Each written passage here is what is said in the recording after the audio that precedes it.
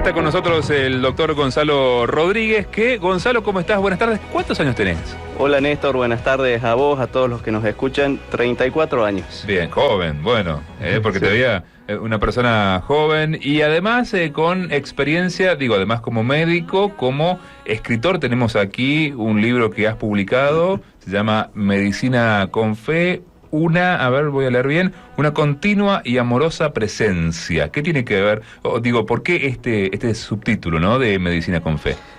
Sí, así es. Bueno, este libro que es un sueño cumplido, la verdad demoré 2 años en escribirlo. Es una recopilación de anécdotas, de testimonios, de reflexiones en torno a lo que ocurre al costado de la cama de un paciente, digamos, ¿no? Yo trabajo en terapia intensiva y, bueno, la verdad que es un gran muestrario del sufrimiento humano, una terapia, digamos, ¿no? ¿Trabajás, en qué lugares, en ámbitos privados, públicos? En ámbitos privados, sí. Sí. En ámbitos privados. Bueno, y estábamos incluso dialogando, vos sabés que las cosas de la vida, ¿no? Hoy en el Rosario de la Tarde, el rosario que suelen rezar los niños, rezábamos por la pianista cordobesa Elvira Ceballos, que sabemos está internada. Me parece que en la misma clínica donde vos trabajás y la tenés de paciente. Sí, así es, está con nosotros Elvira, bueno, una luchadora, la verdad. Cuando llegó ya comprometida, pero deseando irse a su casa desde el momento cero. Pero bueno, llegó con una afección pulmonar bastante importante, que requirió asistencia respiratoria mecánica desde el inicio, pero con sus parámetros en mejoría. Hoy respecto de ayer un poquito mejor y eso nos llena de esperanza. Bueno, la conocemos a Elvira porque colabora y mucho con nuestra radio, con nuestra obra, sobre todo los domingos por la mañana, junto a Juanjo Santander, su aporte desde la música, desde el folclore, y me imagino, para poner un ejemplo, ¿no? Dios quiera lo mejor para Elvira, que vos te darás cuenta cuando llega una paciente como ella, por ejemplo, porque es una persona que tiene fe, que tiene valores. ¿Esto es un plus a la hora de alguien que llega a una terapia intensiva con alguna dificultad? Sí, definitivamente. Definitivamente la situación interior del paciente es un factor que suma o que resta mucho, ¿no? Mucho. Mira. Realmente mucho. Muchas veces hay pacientes que llegan grandemente comprometidos y sin embargo frente a todo pronóstico salen adelante. Concretamente recuerdo un paciente, por ejemplo, que tuvo un ACV hemorrágico, que es una situación médica muy delicada, se llenó de sangre el cerebro, por decirlo burdamente, con un compromiso muy grande, y sin embargo salió adelante clínicamente mucho más allá de lo que se veían en sus imágenes, en su tomografía, ¿no? En su pronóstico teórico, digamos. Tanto así que recuerdo a la neuróloga cuando él lo revisó, me dijo, me parece que me indicaron otra cama, porque este señor no es el de la ACV hemorrágica. Sí, doctora, es él, a pesar de que es el mismo de la tomografía que vio antes, ¿no?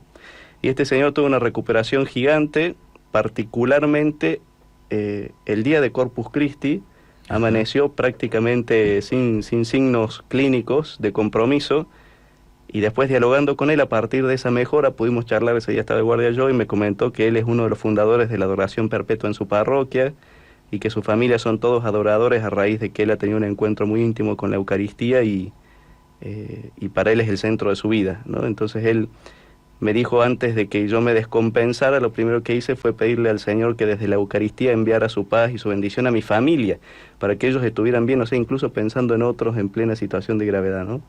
Bueno, se mejoró ese día como un signo, muy elocuente de que su fe de algún modo había intercedido en favor de su recuperación, ¿no?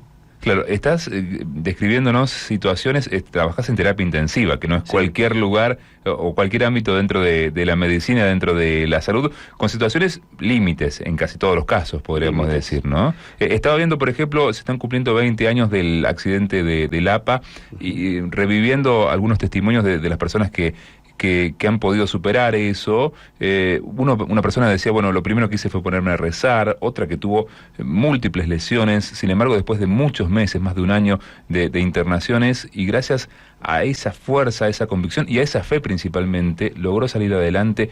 Son cosas que a lo mejor, al común de las personas pensamos que es difícil, ¿no? Una persona que entra en terapia y lleva el peor de los pronósticos. Sí, en terapia el paciente que está allí o está muy grave o está potencialmente grave, ¿no? Y me parece que la fe cumple un valor fundamental en tanto que otorga un sentido al sufrimiento, que es el gran, el gran desafío frente al sufrimiento humano, sea de la índole que fuese, descubrir el para qué antes que el por qué, ¿no? Y quien tiene fe encuentra en las verdades de la fe y en la presencia de Dios al costado de ese sufrimiento una razón muy honda, ¿no? Muy íntima, que se hace muy, muy palpable, y el enfermo, aunque esté crítico, cuando conecta con esa verdad, encuentra una fuerza y un potencial de acción distintos, ¿no? Es increíble, un axioma muy viejo en la medicina dice que no hay enfermos, sino, no hay enfermedades, sino enfermos, ¿no? Ajá. Y básicamente uno lo ve a veces dos personas con el mismo diagnóstico en camas contiguas y uno evoluciona de un modo y el otro de otro. Está bien, científicamente vamos a decir que no es el mismo organismo, no es la misma respuesta inmune, no es la misma constitución previa, los mismos antecedentes y tampoco es la misma fe, definitivamente. Hay personas que pueden frente al sufrimiento encontrar, digamos así, un asilo en la fe y hay otros que no. Y eso se nota muy, muy claramente, muy claramente.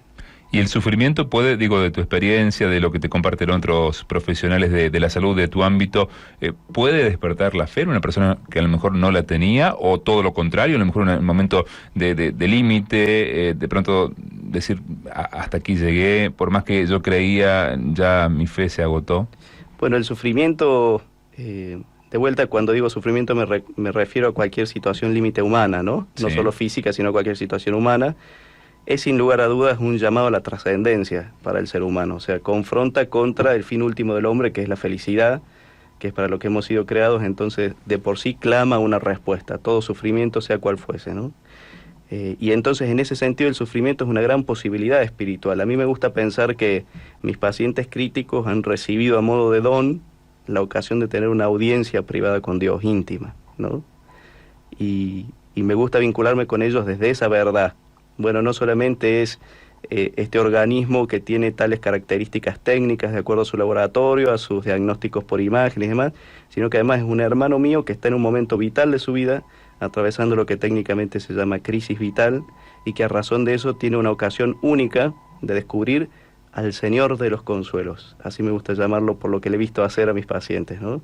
Al Señor de los Consuelos. Allí están el Señor queriendo consolarlo y él necesitando ese consuelo. Pero lo que a mí me ha quemado adentro y me ha impulsado a iniciar este apostolado en el que estoy por gracia de Dios, es descubrir que hace falta de alguien que genere el primer chispazo para que ese deseo de Dios y esa necesidad del paciente sufriente conecten, ¿no? Me hace pensar esta imagen a la de el ciego Bartimeo, que dice la palabra de Dios, tirado al costado del camino, pasaba Jesús, él se dio cuenta quién era, empieza a clamar por él, y Jesús dice, llámenlo. Y no sabemos quién, porque el Evangelio no nos dice su nombre, pero alguien va hasta Bartimeo y le dice, ánimo, levántate, él te llama. Bueno, yo descubrí que tengo esa misma vocación, ¿no? El de ser un nadie, alguien cuyo nombre no figura en ningún lado, pero ir a anunciar a quien sufre a los gritos, ánimo, levántate, porque él te llama. Bartimeo, acompañado, me imagino, por esta persona, fue hasta Jesús, y Jesús entonces le puede preguntar, ¿qué quieres que haga por ti, Señor? Que vea, ¿no? Ese alguien que no figura en su nombre en ningún lado. Sabemos de Bartimeo que era ciego, que era mendigo, que era hijo de Timeo. Sabemos del Señor tantas cosas. De esta persona no sabemos ni su nombre, pero fue una pieza clave para que el encuentro se diera. Bueno, en esa vocación de anonimato siento que Dios me permitió ejercer mi fe y mi profesión de una forma muy única, ¿no? Mucha gente me pregunta, ¿cómo siendo una persona de ciencia podés tener fe? O al revés, siendo una persona de fe podés ejercer la ciencia así sin más. Yo la verdad lo vivo con una unidad tan grande que no entiendo otro modo de vivir ninguna de las dos cosas, digamos, ¿no? Te lo deben plantear otros médicos, otros profesionales, ¿no? Seguramente. Sí, otros profesionales, sobre todo en esta época en que corre, en que la medicina está atenta a otras propuestas, que no van justamente en torno a lo que el Evangelio o la fe nos propone, ¿no? Me parece que hoy en día la medicina se ha embelesado detrás de propuestas que hasta reciben o quieren recibir amparo legal, ¿no? Que no son casualmente las que el Señor nos propone vivir cuando nos acercamos a Él, ¿no? Hablo concretamente del aborto y de otras situaciones en contra de la vida, como la eutanasia, que ya en alguna medida empieza a despuntar como posibilidad legal incluso. Entonces, bueno, la medicina va en favor de eso hoy en día. Entonces, ejercer la fe a través del ejercicio de la medicina es, dicho en criollo, ser un corso en contramano, digamos, ¿no? Uno va en contra de la corriente. Por eso, en cierto sentido, iniciar todo esto a mí, la verdad, me costó en cuanto a que sentía que iba a ser como un perro verde, ¿no? Bueno, todos van para allá y el Señor me pide ir para allá. Bueno, fue un tira y afloje al inicio que finalmente, como entendía que el Señor lo pedía, arrancó, ¿no? Y a juzgar por la gracia y la bendición que Dios le da cuando alguien del ámbito de la salud se anima a dar ese paso, definitivamente viene de Él, ¿no? Porque conozco además enfermeras en el lugar donde trabajo, o algún que otro médico que viendo que se puede, digamos, iniciaron a hacer de su ejercicio en su propio metro cuadrado una ocasión de fe y de luz, y también les ha ido bien, ¿no? En lo concreto de este paciente que está aquí, esta persona a la que tengo que dar un informe médico, este familiar a quien tengo que salir a darle una palabra respecto del enfermo a quien yo cuido, ¿no? Bueno, dijiste la palabra familiar. En mi caso nunca tuve hasta el momento la experiencia de estar internado en una terapia, sí de ser familiar de quien ha estado allí, y tengo, digo, en mente un par de experiencias, ¿no? Uh-huh. Una, haber acompañado a un familiar a una cirugía sin mayores inconvenientes, y de pronto la cirugía se extendió y me dijeron: ha habido un problema, vas a tener que ver al paciente, no sé si era una preterapia, una terapia, pero en ese momento ya me agarré la cabeza, ¿no? Digo, la terapia es sinónimo de momento crucial, difícil. Y después también la experiencia de haber vivido con uno de mis hijos, al momento de nacer, enterarnos de que había dificultades y que estuvo internado en una neonatología, que es una especie de terapia para recién nacidos, podríamos decir, uh-huh. y después pasar por una cirugía, varias semanas allí dentro, y se arma una especie de comunidad. Me imagino que la terapia de adultos debe ser bastante similar en cuanto a que está llena de máquinas, tenés que tener un montón de cuidados. Son momentos de minutos, cada minuto es de muchas veces de tensión, ¿no? Puede estar todo bien o de pronto algún indicador empieza a saltar, un pitido, hay que llamar al médico. Y vos ves allí, yo lo veo como familiar, te lo digo, ¿no? Vos ves allí que ustedes, los profesionales de la salud, los enfermeros, los médicos, en sus manos tienen la posibilidad o están directamente afectados a la vida humana, que entendemos que es sagrada, que es importantísima. Literalmente es así, ¿no? La terapia es un mundo aparte. Uno cuando entra allí, después de haber ejercido algún tipo de medicina, yo como médico clínico, y ahora recién estoy terminando mi formación como médico terapista, se encuentra con un universo aparte, porque hay máquinas que solamente pertenecen a ese ámbito, situaciones clínicas que solo pertenecen a ese ámbito. No hay ventanas, por ejemplo, digo, mira qué tontera, pero allí no hay ventanas, no hay comunicación con el mundo exterior, siempre hacen 21 grados porque siempre el aire está a la misma temperatura, entonces siempre luz artificial, un espacio que demanda de uno humanamente mucho, ¿no? Y además porque es el epicentro del sufrimiento dentro de la institución. Ahí están los que más sufren o los que más pueden llegar a sufrir, o porque se han complicado en algo o porque están en vías de complicarse, ¿no? Y el familiar, del otro lado de esa puerta, porque es de acceso restringido, en la sala de espera, sufriendo por la desinformación o por el no saber cómo está su familiar adentro. Lo único que saben es que está grave y por eso está en terapia, y muchas veces el informe médico es una vez al día, en algunas instituciones 2 veces, pero sin tener la posibilidad de acompañar a su ser querido en esa crisis vital, ¿no?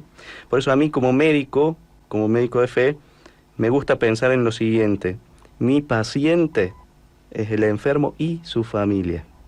Entonces, si el enfermo está descompensado, mi paciente está mal. Si su familia está mal informada, mi paciente está mal. Si el enfermo sufre, mi paciente está mal. Si su esposa, su hijo afuera sufren la desinformación, también el paciente está mal, ¿no? Como extender, si se quiere así por un llamado a la caridad, la contención que como terapista debería dar al enfermo, que me formé para eso, también a quienes sufren por el vínculo humano que conservan con ese paciente, ¿no? Los de afuera y también el que está adentro. En cierto sentido, siento yo desde la fe, son todas ocasiones de servir en la misma línea de la enfermedad de este hermano que tengo enfrente, ¿no? Bueno, te completo un poco también como familiar, ¿no? Sobre todo en la experiencia con mi hijo, que fue muy positiva, ¿eh? Así lo recordamos con toda mi familia, con mi esposa. Bueno, aquí con una posibilidad en la NEO de poder ingresar cuantas veces quisiéramos, ¿no? Como un hecho positivo, un hecho que ayudaba, y de hecho fue así en la recuperación de nuestro hijo. Lo veíamos con los otros padres también, incluso algunos no eran de la ciudad de Córdoba, dejaban toda su actividad, los llamaban, ¿cuándo vas a volver a trabajar? y ellos estaban allí, ¿no? Y a veces también cayendo a horas insólitas, a lo mejor a las 3 de la mañana, para ver cómo está tu hijo. Esto que decías es fundamental realmente.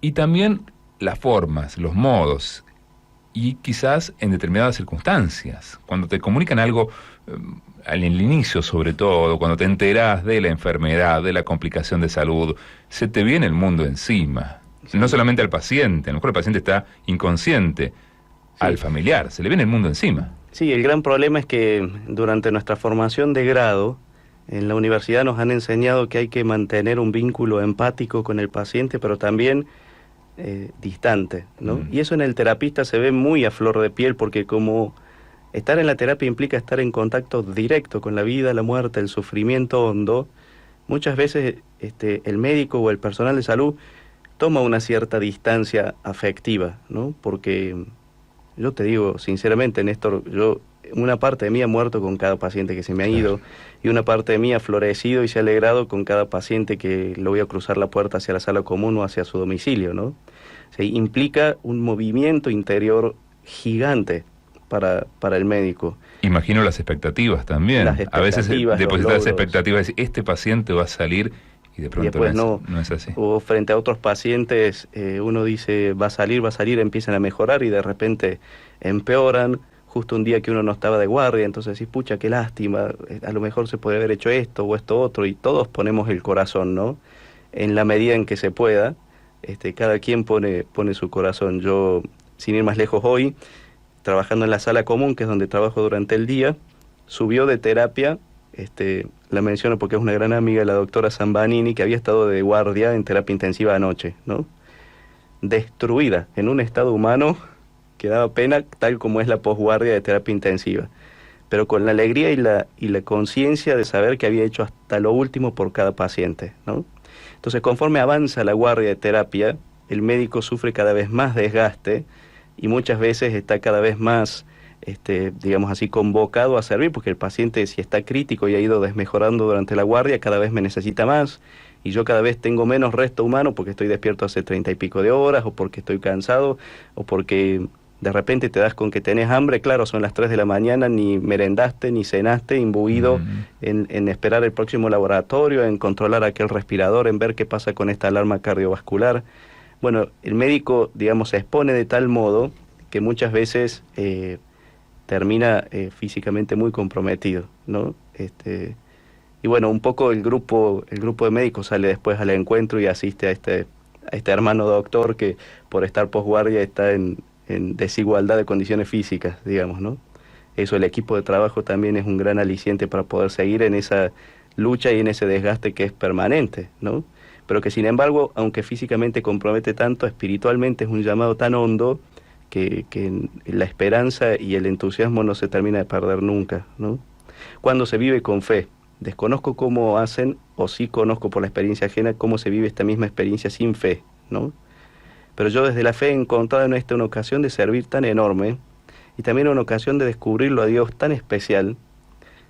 Una de las cosas que me duele cuando yo estoy de guardia es no poder ir a comulgar o estar en misa, participar de la Santa Misa o incluso poder ir al Sagrario a visitarlo al Señor en la Eucaristía, ¿no?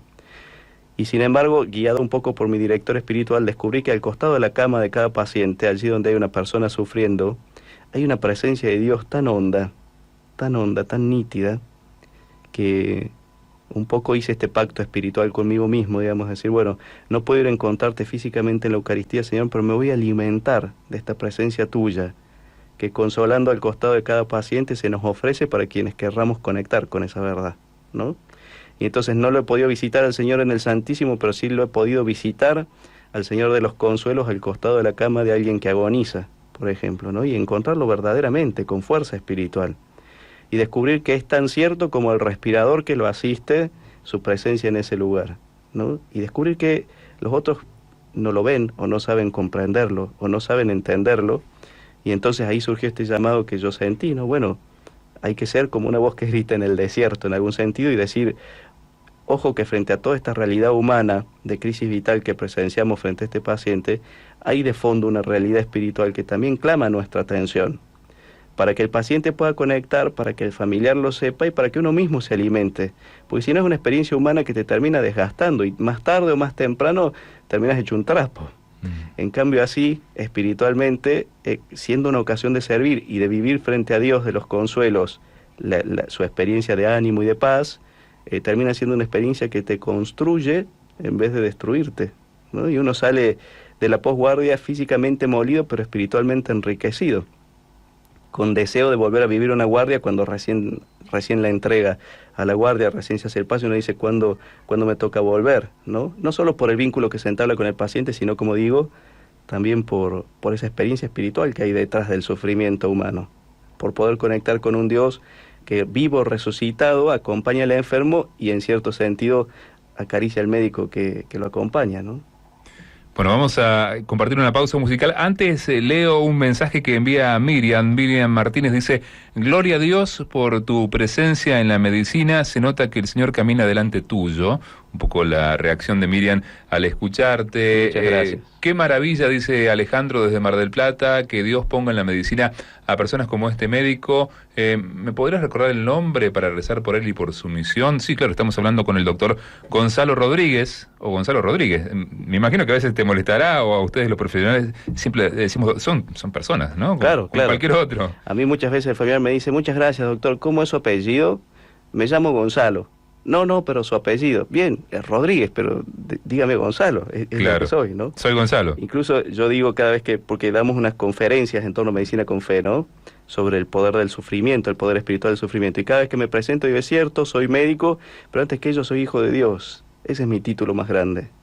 Ese es el título que yo quisiera colgar en la pared arriba de los libros, como hace todo médico orgulloso de su profesión, ¿no? Bueno, mi primer orgullo es el hijo de Dios. El resto viene por añadidura. Vamos a la música y ya continuamos en esta tarde donde quiero estar.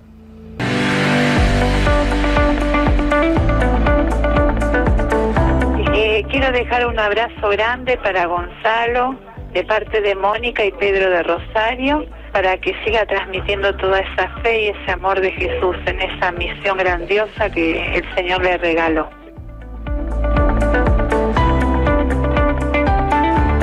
Hola, doctor Gonzalo. Desde el Hogar Modelo le mando un cariñoso saludo y lo felicito porque tiene una voz preciosa y porque se nota que usted ama lo que hace. Gracias. Del Hogar Modelo de la ciudad de Berisso le manda un afectuoso saludo. ¿Cómo te llamas? Edelma. Edelma.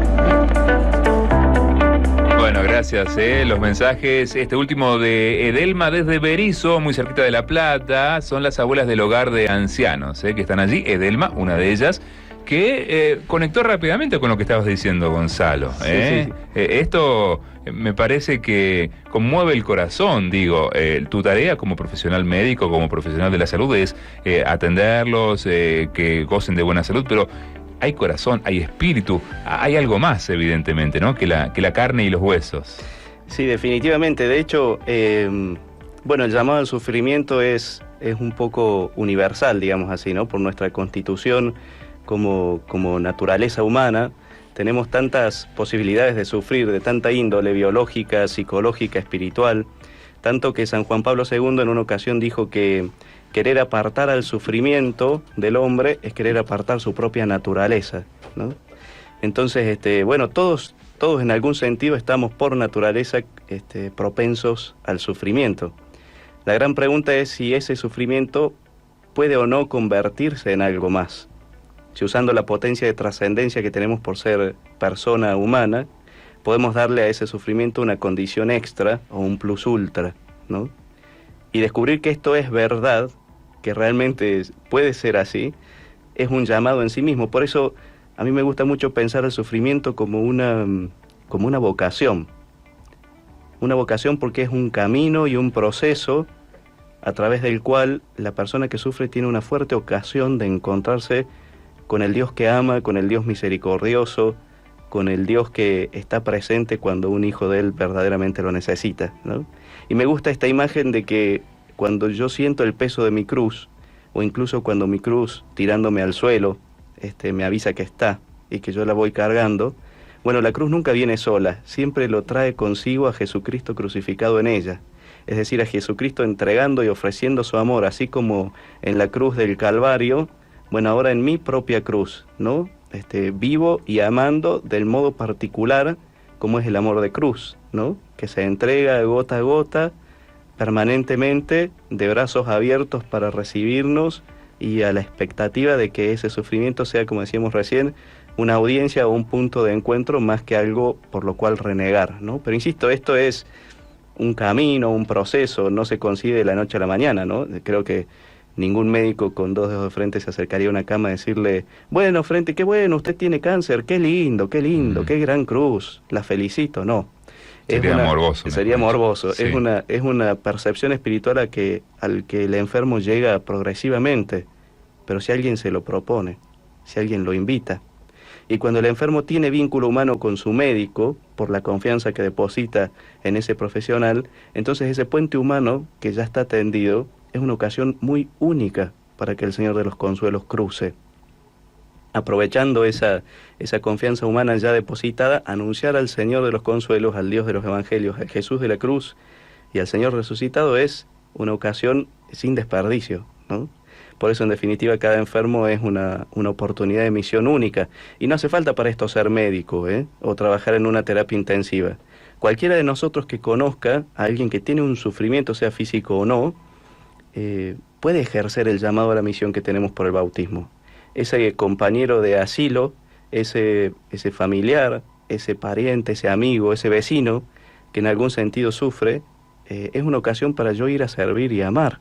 Y no hace falta ser doctor en teología, ni médico con 5 especialidades para hacerlo. Simplemente hace falta descubrir en ello una ocasión de servir y amar, ¿no? Y entonces, en eso todos estamos llamados. Bueno, a mí me toca de un modo particular porque el 100% de mi trabajo transcurre frente a personas con sufrimiento, pero ¿quién no conoce a alguien que sufre en su propio metro cuadrado, ¿no? Yo me acuerdo en alguna época de mi vida sentía el deseo de ser médico sin fronteras o de ir más allá de mi país, a servir en lugares donde el sufrimiento emanara a borbotones. Y sin embargo, ahí donde estoy, tengo la misma ocasión de servir y amar a Dios y a mis hermanos que si me fuera a otro lado, ¿no? O sea, saliendo de la utopía, de lo que implica el llamado a la misión, hay una misión concreta que yo y cada uno de los que escuchan en este momento la radio, que vos, Néstor, podemos ejercer por el simple hecho de estar bautizados y de contar entonces con un llamado y con la fuerza del Espíritu Santo que puedo dar fe, asiste de un modo muy fuerte a quien decide salir de su propia comodidad o de su propio área de confort para amar a alguien que sufre, ¿no? El Espíritu Santo es el primero en la carrera. Uno simplemente tiene que secundar la gracia que Él derrama y todo se da, porque uno a veces, entre el respeto humano, el miedo, la timidez, dice, no, ¿y qué voy a decir? ¿Y qué tengo que hacer? Muchas veces la simple compañía, o el hecho de que el otro sepa que cuenta conmigo y mi oración, ya es un factor de cambio. Y muchos, simplemente con un gesto sencillo, pueden sentirse amados por Dios gracias a ese salir al encuentro, ¿no? Bueno, estaba pensando, una de las acepciones que tiene el Espíritu Santo, uno de los orígenes de la expresión Espíritu Santo es el neuma, ¿no? Que a veces pensamos esto del aliento, del soplo divino que viene de fuera, sino justamente el aire que penetra en nuestros pulmones, que recorre nuestro cuerpo, es ese espíritu que nos da vida. Uno de los síntomas básicos, cualquier persona lo sabe, ¿no? Encontrás a una persona tirada en el suelo, fíjate si tiene aliento vital, ¿no? Claro. Ese aliento de vida es el espíritu en nosotros, es el espíritu habitándonos. Bueno, tenemos muchos mensajes, Gonzalo. Maya desde Salta dice, hermoso escuchar lo que está compartiendo Gonzalo con tanta humanidad. Yo tuve a mi mamá internada y el médico a cargo fue muy humano, me explicó el diagnóstico de mi madre, yo me puse a llorar y él en ese momento, me consoló, eso lo recuerdo con mucho cariño. Marta Musini dice, felicitaciones a Gonzalo. Todos tendrían que tener esa fe, humanizar la medicina. También Antonia desde Lucas González en Entre Ríos dice, pertenezco al grupo de oración de medicina con fe. ¿Esto tiene que ver algo con el libro? Bueno, en realidad el libro surge como una parte de la propuesta de Medicina con Fe, que es un apostolado que en las redes sociales tiene 6 meses ya de vida, pero como ha sido evidentemente una respuesta a la necesidad del pueblo de Dios, vos sabés, Néstor, te cuento con gran alegría, a pesar de 6 meses de estar circulando en las redes. Ya somos 15.000 miembros de 27 países, porque esto es como que explotó, ¿no? Detrás de esa necesidad de consuelo que todo el que sufre tiene, Medicina con Fe lo que hace es brindar herramientas a través de anécdotas, de testimonios, de videos cortos, para quien sufre o para quien acompaña a alguien que sufre, para poner al descubierto a este Dios de los consuelos, ¿no? Él está ahí, no se ha ido, Él está verdaderamente presente. Entonces, en Facebook, en Instagram, en Twitter, pueden encontrar Medicina con Fe, así tal cual, Sí. Y dándole un clic, si es la fanpage de Facebook o si es el perfil de Instagram, empezar a vincularse entonces con este contenido que, como digo, ya lleva 6 meses de circulación y que es parte de la propuesta. Bien, Medicina con Fe lo buscan entonces en las redes Twitter, Facebook, Instagram. Escuchemos algunos mensajes que nos han llamado. A ver, vamos. Buenas tardes, Radio Marianos, escuchando el programa. Muy contenta con el Doti, voy a rezar por él, porque aquí en la comunidad donde soy yo, de Ramallo, provincia de Buenos Aires, oramos por el personal de la salud, que incluye médicos, enfermeras, todo el equipo. Y quería contarles que con respecto a la terapia, yo estuve internada en la clínica San Nicolás, en una clínica de San Nicolás, y con problemas de arritmia muy alta, altísima. No me la podían controlar, estuve más o menos 20 días, pero desde que llegué con horas de vida. Bueno, todos los días me decían, mañana te vas, mañana te vas, mañana te vas, pero no mejoraba, seguía grave, muy grave, gravísima, al punto de que a mi familia le decían, tiene horas de vida. Y un día me mandaron directamente de terapia al hospital de Ramallo, de donde soy yo, pero aquí fui distinta, porque tuve mis hermanos de la comunidad, tuve mi familia, tuve mi sacerdote, tuve, mi comunión diaria, y gracias a la medicación, que traje de la terapia de San Nicolás y la oración de mi comunidad, hoy vivo. Y gracias al Señor, lógico, pero es muy importante que el paciente esté con su familia y sobre todo el poder de la oración. Bendigo a Dios por los médicos, que sé que cuando están al lado de un paciente también oran. Le doy gracias al Señor por ellos. Hola, buenas tardes. Llamo desde General Alvear, Mendoza.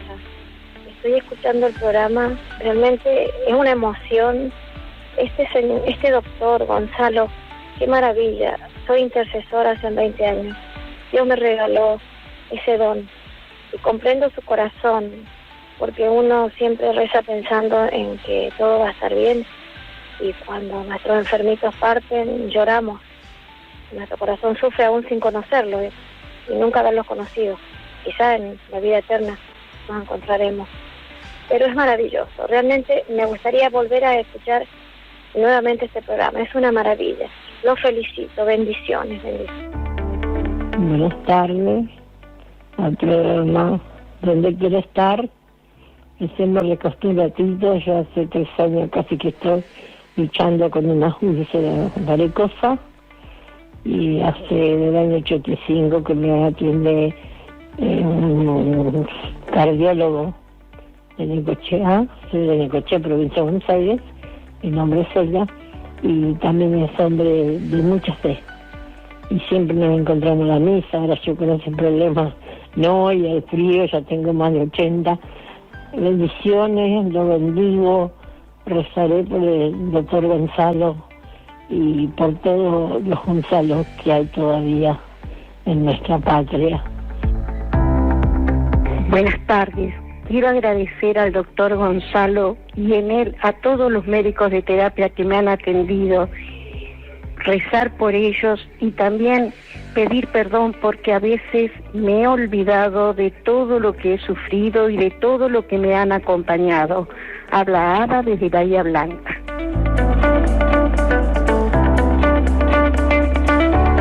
Bueno, innumerable cantidad de mensajes que vamos recibiendo. Estuviste por Santiago del Estero, ¿no? Dice alguien por aquí. Roxana, también, bueno, nos preguntaban desde Los Juríes. Eleuterio dice, excelente testimonio, Dios los bendiga. ¿Estuviste por Santiago dando conferencias? ¿Cómo es esto? Sí, este fin de semana estuve allí en Santiago Capital, en el santuario de Santa Rita. Aprovecho para agradecer de nuevo y esta vez públicamente al padre Walter, a Roxana Ferreira, que fueron parte de la organización de esta conferencia.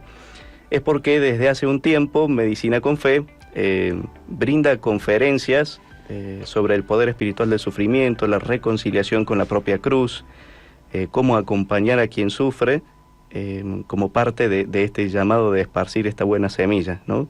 Y bueno, vale decir que las conferencias son totalmente gratuitas y que simplemente yo voy a donde me llaman, ¿no? Así es como he estado ya en algunos sitios aquí en Córdoba, en Santiago del Estero, y también, por gracia de Dios, me sumé como parte del staff de formación para la Arquidiócesis de Caracas, Venezuela. El cardenal Baltasar Porras me convocó para formar un grupo de apóstoles de la esperanza que allí en la diócesis están generando para salir al encuentro de quien sufre, ¿no? Así que bueno, sea en los lugares donde Medicina con Fe tiene ya sede o base, que algunos son aquí en el país y otros en el extranjero, o en cualquier lugar que de repente piensan que un grupo de personas recibiendo estas conferencias se puede llegar a beneficiar, vamos allí donde el Señor manda, ¿no? Y te habrás encontrado, Gonzalo, en este camino seguramente con otros profesionales, con otros médicos, con otras personas que trabajan en el ámbito de la salud, con esta misma búsqueda, me imagino. Sí, casualmente allí en Santiago este fin de semana, cuando terminó la primera de las conferencias, se me acercó a dialogar una médica pediatra, diciéndome que se alegraba de haber escuchado la conferencia y que ella en cierto sentido también había percibido, digamos, este llamado a salir al encuentro del otro con la fe, pero bueno, no sabía cómo, y en esta soledad que se percibe, porque somos pocos, lamentablemente, bueno, de repente encontrar la conferencia y las herramientas que allí se brindan, como que la animó a ir a esa misión con fuerza, ¿no? Ella sentía en algún modo el llamado a amar desde la fe a sus pacientes, pero no sabía cómo, bueno, y a razón de encontrarnos y conocernos pudimos dialogar e intercambiar experiencias, ¿no? Que fue buenísimo. Bueno, deseamos muchos mensajes que vamos recibiendo. Lucrecia, por ejemplo, dice, querida gente, justo vengo de traer a mi bebé que tenía mucha tos, parece que es una bronquiolitis, y para descartar una neumonía le hicieron una radiografía. Bueno, nos comparte todo esto, como me imagino, muchos te comparten, ¿no? De pronto, la historia clínica no es solamente un conjunto de datos, sino que hay una persona, una familia, ¿sí? Un conjunto de personas preocupados, atentos, yendo para acá, yendo para allá, a veces con malos diagnósticos, a veces no dando con el especialista indicado, o a veces también buscando, en esto, el encuentro, esta búsqueda trascendente, el encuentro con el Señor. Sí, porque algo que me gusta decir en las conferencias es que el cuerpo es aquel que padece el dolor, pero es todo el ser humano el que padece el sufrimiento, ¿no? Entonces, detrás de ese dolor físico o de ese mal diagnóstico o de ese peregrinar que a veces en torno a la medicina de las obras sociales ocurre para el enfermo, ¿no? Que tengo que ir a autorizar este pedido acá, lo tengo que llevar allá, me dan turno para dentro de 3 meses y mientras tanto perdí el turno para el cardiólogo que me pidió. Y dentro de ese desencuentro, cuando uno queda como rehén, se instala el nuevo sufrimiento de no poder dar curso a la necesidad de salud que uno tiene. Y entonces muchas veces el paciente tiene sufrimientos múltiples, digamos así, ¿no? Que todos versan en torno a su realidad de salud, pero que aparecen cada uno en distintos tiempos sumando sus embates, digamos, ¿no? Y por eso me llamó mucho la atención y lo tomé como algo muy hermoso, que allí en Santiago del Estero, donde estuve este fin de semana, al tiempo que di las conferencias, mientras no estaba en conferencias constantemente, se llegaban personas a necesitar charlar, a veces a mostrar una ecografía o un laboratorio o a pedir una auscultación pulmonar a ver si están mejorando respecto del último chequeo médico, o a veces para compartir y abrir el corazón. Muchas personas que han perdido hijos o que todavía sufren el no poder elaborar un buen duelo frente a la pérdida de un ser querido y que lo que necesitaban es decir, este es mi sufrimiento, ore por mí, recemos juntos. Dígale al Dios de los consuelos que tengo el corazón abierto y que necesito de su consuelo y su paz. Porque en definitiva, el paciente que tiene algún tipo de dolencia necesita poder descansar en su doctor como persona, ¿no? Por eso San Juan Pablo II dijo que quien va al encuentro de la salud, antes que un médico que lo diagnostique, necesita encontrar otro ser humano que lo contenga. Ese es como el puntapié inicial, ¿no? Y bueno, y yo lo vivo así tal cual y me gozo de eso porque implica, como decíamos recién, un plus extra, una puesta en juego, una puesta en escena de virtudes que van más allá de la sola salud y que a veces no están y uno tiene que desarrollar. Porque claro, en la formación de grado te enseñan sobre medicina, pero no te avisan que ejercer la medicina implica encontrarse con la persona sufriente. Y la persona sufriente necesita más que solo ciencia. Bueno, y se hace camino al andar en ese sentido porque no hay una formación específica al respecto, ¿no?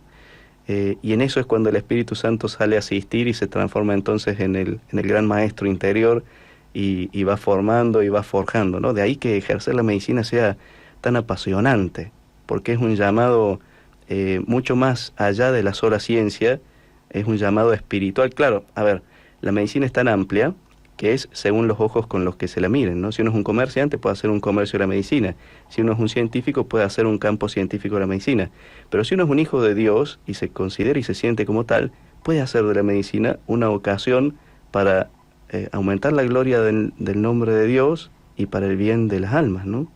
Y en ese sentido entonces es una profesión que la verdad no vale la pena, vale la vida, porque se te va todo en eso, ¿no?